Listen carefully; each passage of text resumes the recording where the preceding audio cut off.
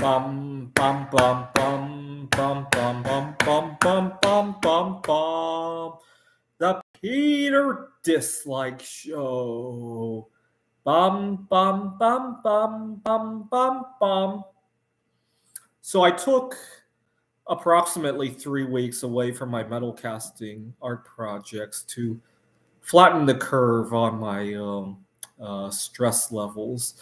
I what had happened was I was juggling too many things. You know, they say starving artists. I feel more like overworked artists is probably a better description of the situation, right? I'm trying to escape the 9 to 5 grind with art, but because I'm doing that, I'm juggling a whole lot more. So I would say overworked artist or a burnt out artist is probably a better description of what I'm doing, right? Some people sacrifice their 9 to 5 to do art. They might be a starving artist, right? Okay, but I reopened today with a big bang. Actually, I figured out a good alloy for bismuth. It remains to be seen if this will anodize properly, though. Um, this is 94% bismuth and 6% tin. And my inspiration for the alloy was that as I was shopping, I saw that this is the alloy that is used in ammunition, and I hope to. I need to figure out a way to identify ammunition. I have a friend who works at a shooting range. He gave me a ton of bullets. Well, I have no way to tell what's what, and I bet there's probably a good amount of bismuth in there.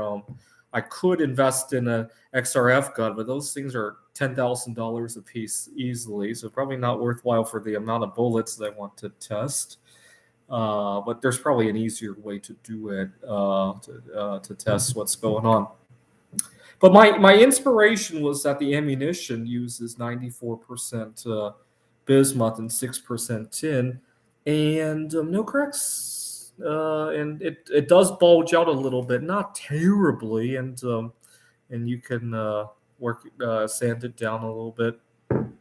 And but I don't know if it will anodize properly. I'll probably take a small piece of what's left and try to anodize it to see what turns of it, and if it works, I'll anodize what I did today.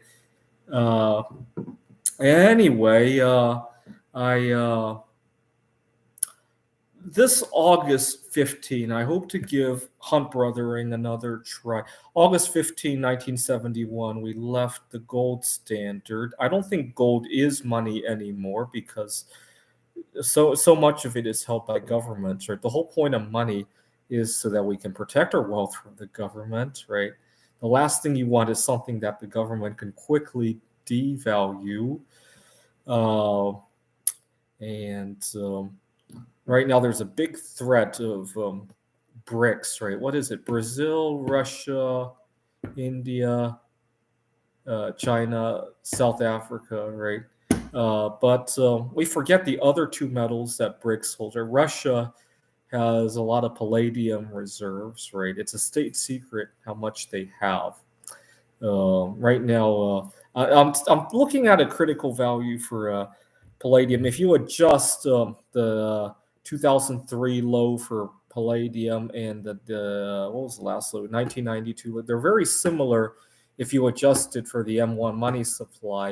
And if you extrapolate that to today, that's about $800 an ounce. So at $800 an ounce, I'll probably buy some palladium. I'm watching on that. I think every 10, 20 years, it does return to that level of basically the low of 1992 and 2003 adjusted for inflation. 1992, it was $82 an ounce. 2003, I think it hit a low of 144. Oh, in 2008, it hit a low of 170 an ounce, if I remember correctly. If you adjust all of that for M1 money supply, all three of those points are very similar. And today it equals about $800 an ounce. So palladium and China's bismuth are much more likely to become currency than the gold or silver that so many governments already hold a lot of, right? And anyways, I'm going to have to think hard about how I'm going to handle being quote unquote starving or overworked artist, I'm thinking I'm going to have to work in sprees. So, for example, the reason I went back to doing the art today is because for 2 days I have the whole house to myself. Right, when my roommates are back, it's going to be just too many distractions. Right, there's a lot of dangerous equipment.